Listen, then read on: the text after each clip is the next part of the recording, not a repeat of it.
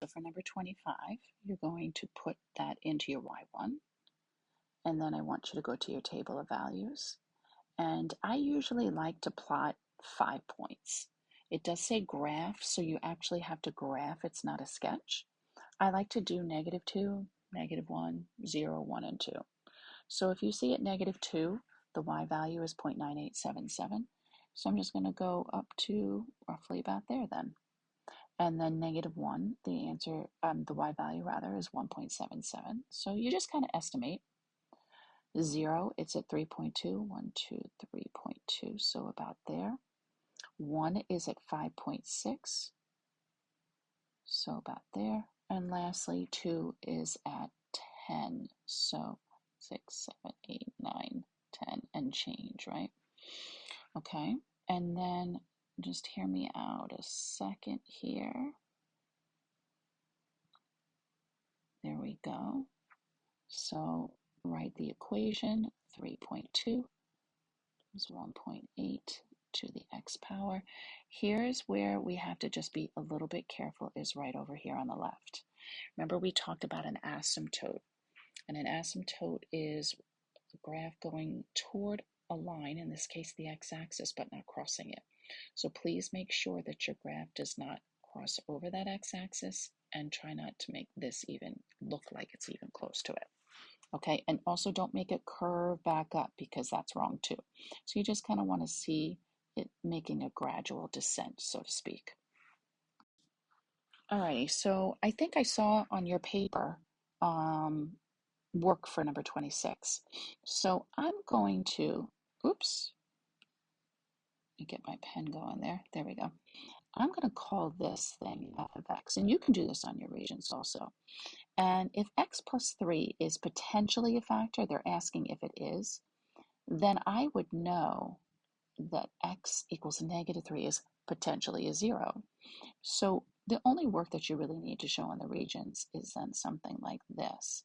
You're going to just show who's ever going to be grading this question on your regions, that you are going to try putting in -3 in for every value of x that you see in that expression.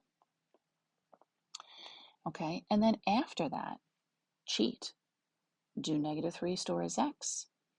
Type in the f of x expression that I have right up here, and then you can just write down your answer. So f of -3 should equal 0. I would just write something like that.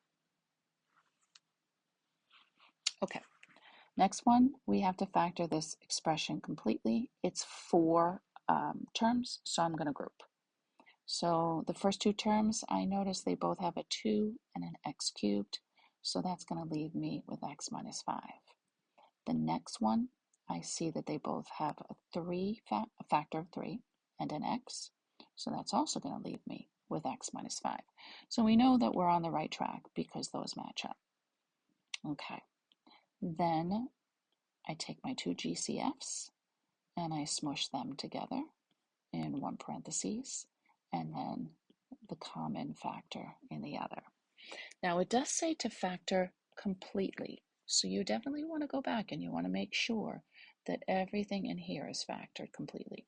This is, but this is not, because they both have a term, a common factor of x. So I'm going to take that x out, and I'm going to get 2x squared plus 3 times x minus 5.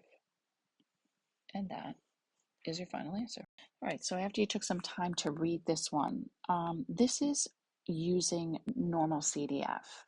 Whenever you read a question like this and you see normally distributed, you see a mean, you see a standard deviation, they will usually ask you for a percentage or an amount. In this case, obviously, it's a percentage. And then they go on, and then they're talking about has a monthly employment rate. You'll either see greater than a number, you'll see less than a number, or you'll see between a number. Okay? So when you see those telltale signs, that's a normal CDF. So we're going to do normal CDF. You're going to find that. You're going to hit your second button, and you're going to hit your bars button, which above it in blue it says DISTR. Okay, so you're going to hit that second vars, and you'll see normal CDF is 2. Okay, so then let me see, second vars, and we're going to go down to normal CDF. And then you're going to see that it says lower, it says upper, then it has this symbol, that's the symbol for the mean. Okay, and then you're going to see this symbol, that's a symbol for the standard deviation. So they did give us the mean. The mean is 5.2%. We're always going to put that in as a decimal. Standard deviation is 1.6%. So again, we're putting that in as a decimal. So 0.016. Okay, greater than 6%. Well, that basically means that 6% is our lowest it can be, and we could go higher than 6%. So lowest, we're going to put in 0.06. Now, upper, we tend to really exaggerate this, so I like to use the number 999.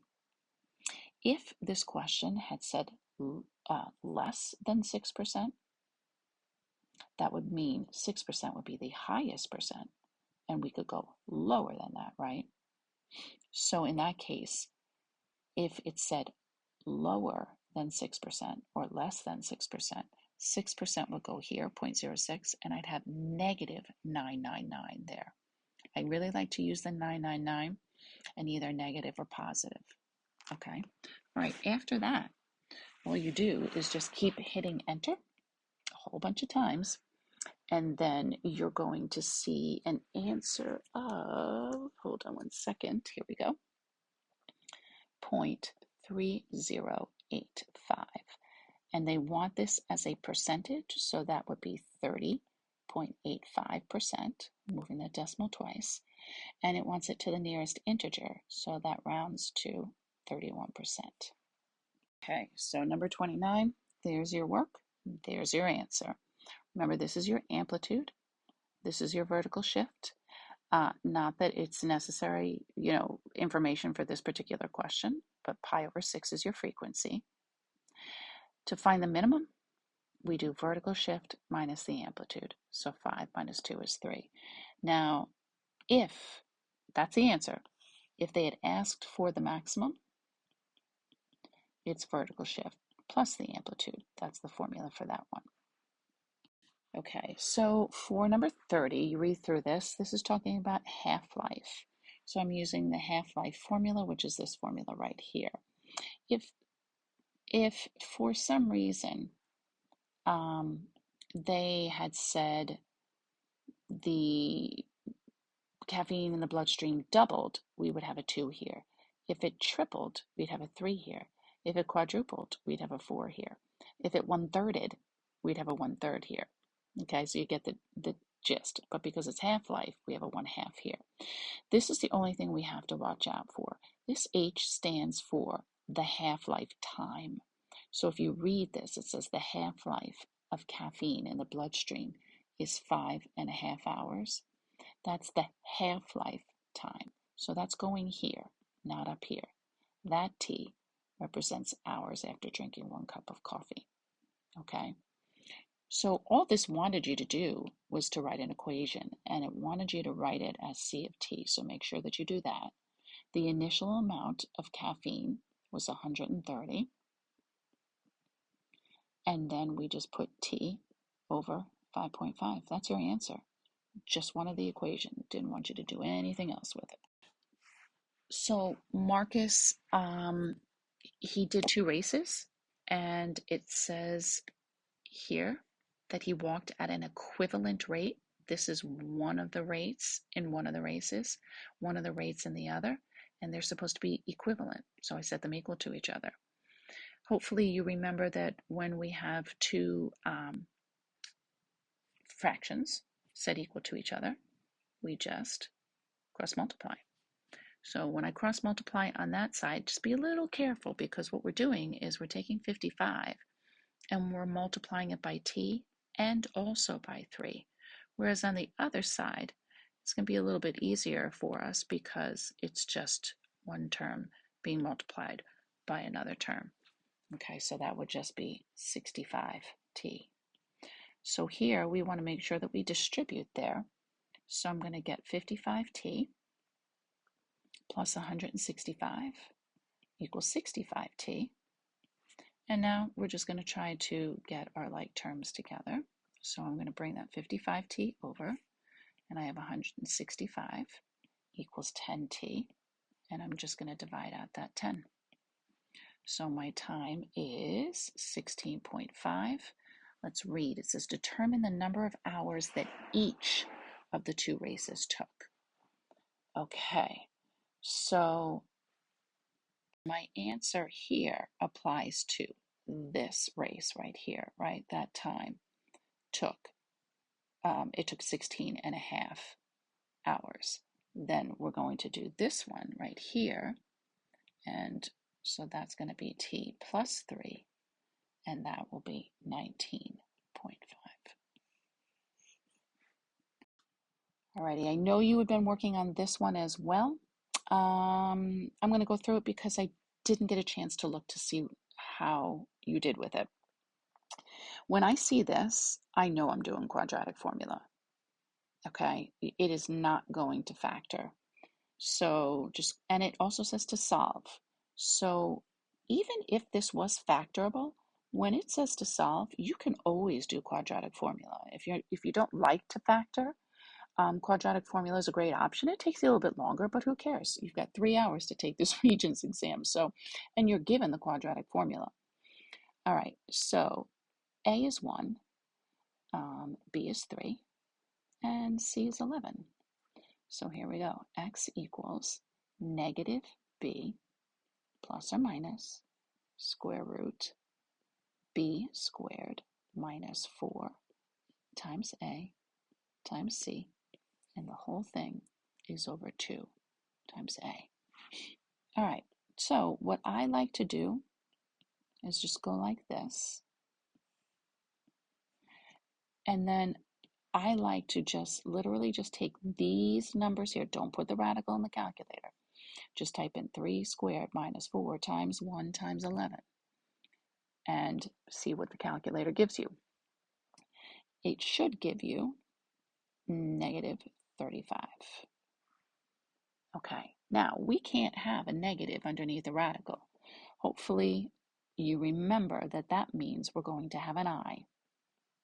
So we're going to have an I, and what that does, it gets rid of that negative underneath that radical.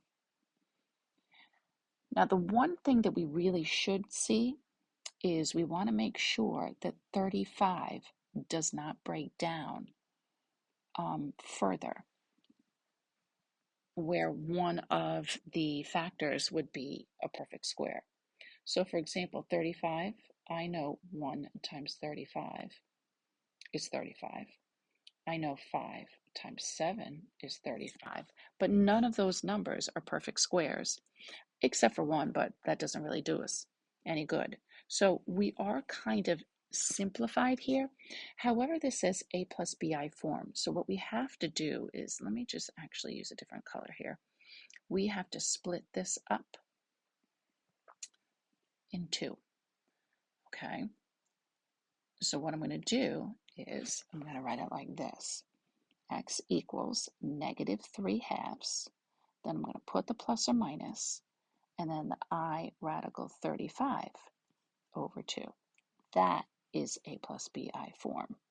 Okay, so what I did was this part right here is this right here. And then this second circle here is that part right there, separated by the plus or minus. So this is the A, the real part, and this is the BI part, okay, because it's got an I.